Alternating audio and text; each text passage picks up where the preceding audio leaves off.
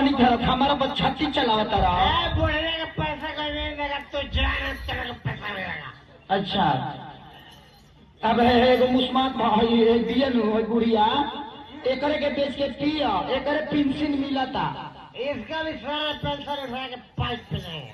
पाँच पिए बा एकदम पिएंगे, सबको पिलाएंगे। पिलाई बा लाख लाख का दर मिलेगा। पिएगा वो तो पी के मर जाएगा। एकदम पिएंगे। मान जाए छोटी देखो तनी मानता रहे तू जा सुत ना हम इनका लगे ना सुते रहुए लगे सुते। अरे कि हमर होके लगही सुतालिए लगे सुते देखा तनी का डरामा हो नहीं सकता है। ई तो हिंदी बोलता रे हो सब बारे निपसा में निशा भाई का दिशा खराब होगा। देखा तारू माई तो माइया देखे चिन्हा। अरे पियल में केहू के न चिन्ही से कहते हैं कि हम रोवे लगे सुते देखा तनी कि न करते रहुओ के नहीं चीज बुझा क्या सुना रहा ना मनबू तो सुत। अरे कि हमर होके लगही सुतालिए बेटा राउर पी के रोजा करे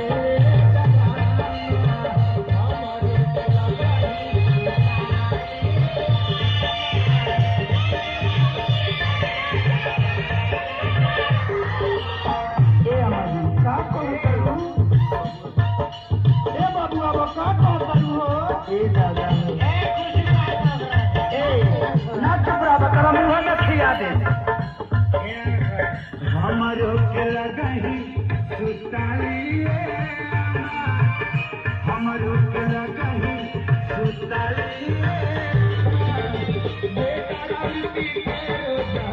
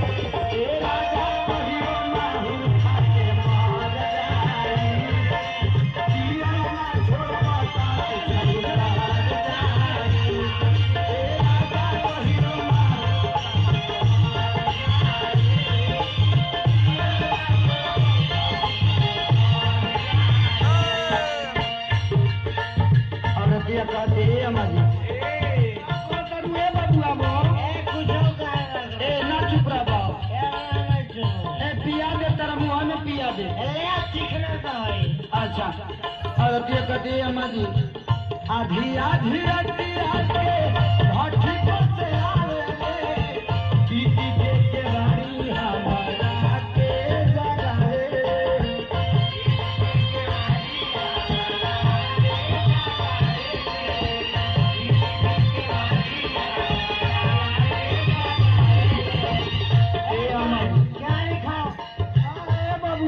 देखा तनी केतना पीछा करे बाप रे बाप ई सुबोधवा के समझ धइले बा हे दादा सुबोधवा के घर से आला।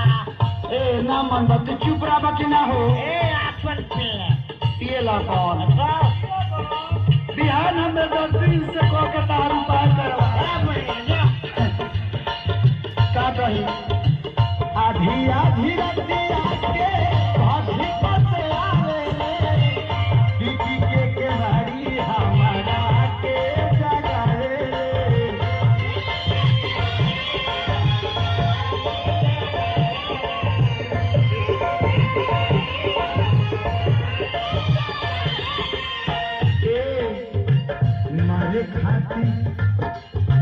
मारे खाती दौरा से लेके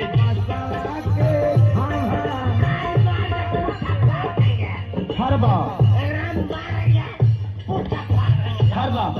हाँ तारा के बात के खमा लेके मारे खाती अरे रोज दौरा पी के आवत है हम के मारा